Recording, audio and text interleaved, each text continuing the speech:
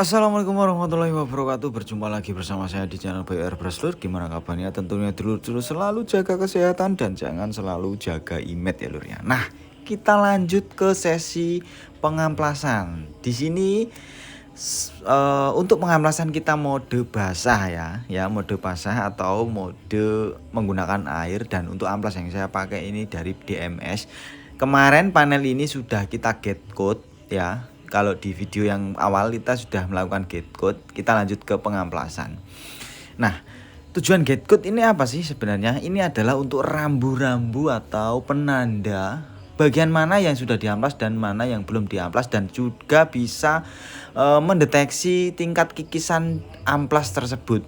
Karena di atomisasi spray gun itu masih meninggalkan jejak kulit jeruk ya. Nah, jadi gimana sih caranya kita menanggulangi atau meminimalisir terjadinya kulit jeruk yang over.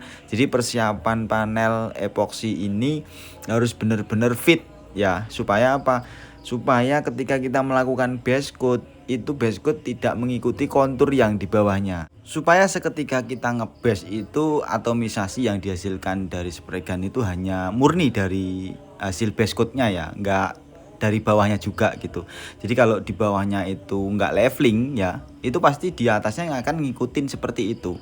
Dan akhirnya teman-teman nyalain bagian finish ya, bagian clear coat. Mas, kenapa clear coatku kok kulit jeruknya kok gede-gede? Biasanya itu dari bawah sini juga bisa teman-teman gitu ya. Kulit jeruk itu mau dibuat dari mana dulu? Mau dibuat dari bawah juga bisa, mau dibuat dari base coatnya juga bisa, mau dibuat dari clear coatnya juga bisa.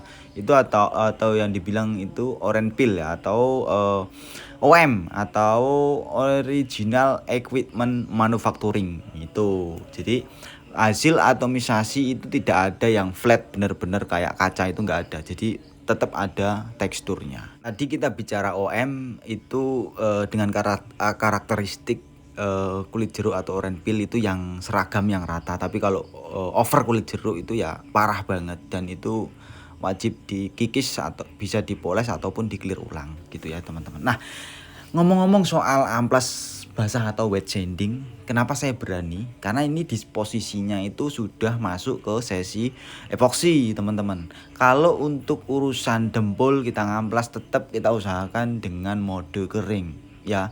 Kalau pribadi saya, kalau untuk urusan dempul itu pasti kering, dempul maupun plat itu pasti kering. Karena kalau kontaminan air nanti si air bisa meresap ke dalam dempul. Nah, nanti ketika kita cover dan di pengeringan air yang diserap oleh si dempul nggak benar-benar kering, nanti bisa juga dia akan membuat cat itu menjadi bubble atau kedorong oleh uapan air yang kena panas matahari itu loh teman-teman.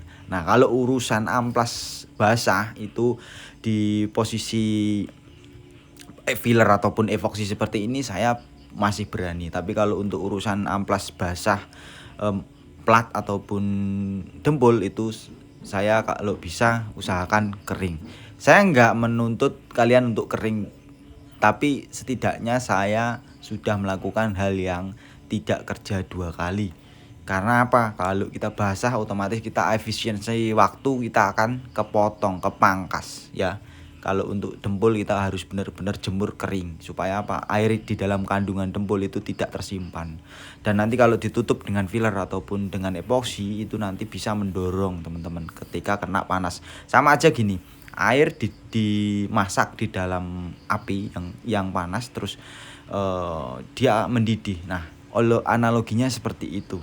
Itu kalau misalnya air tersimpan dalam dempul yang kena matahari, otomatis komponen yang paling ringan itu di atas. Alhasil nanti catnya itu akan bubble. Supaya tidak terasa ambigu ataupun canggung, jadi untuk pengamplasan saya perlihatkan semua. Di bagian semua itu saya amplas dengan mode get code atau tembak cat tipis, karena ini posisinya kita nembak aplikasi wet sanding atau mode basah supaya tidak luntur.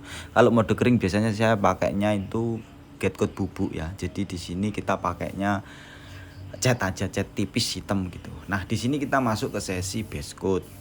Itu jawaban yang kemarin teman-teman sering tanya, kenapa kulit jeruk. Nah, Di sini untuk urusan base coat kita mengaplikasikan warna dengan kode 1C0 dengan warna yang cenderung memiliki karakteristik metalik yang sangat halus. Di sini adopsi warna kita ambil dari Toyota Innova. Jadi untuk pengaplikasiannya, trik pengaplikasian warna silver sudah pernah saya bahas. Namun di sini juga ada trik dengan gaya terbaru ya. Jadi kemarin yang kita bahas itu gaya lama, di sini kita bahas gaya baru. Jadi untuk pengaplikasian warna silver seperti ini yang cenderung notabene warna silver itu sangat susah. Kadang nemui mottling, kadang nemui nggak rata, kadang nemui mendung atau blorok, kadang menemui kasar. Itu di sini kita akan juga bedah ya. Caranya seperti apa? Kita misalnya bikin cat perbandingan 1:1 ya. Pertama kita aplikasikan tebal atau merata dulu lah, intinya rata dulu.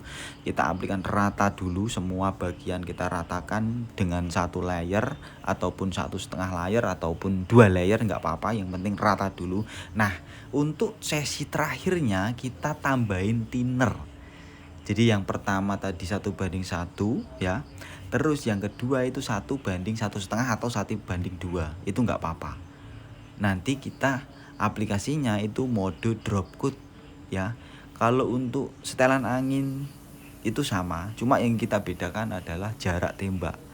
Di sini tugas kita hanya untuk menata partikel supaya seragam. Gitu ya teman-teman.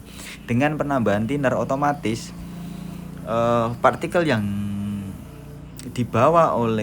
disemprotkan oleh spray gun, otomatis dia masih mengandung thinner, masih basah. Otomatis yang ditembakkan ke panel itu masih bisa menata dirinya ya teman-teman. Jadi nggak sempat berdiri.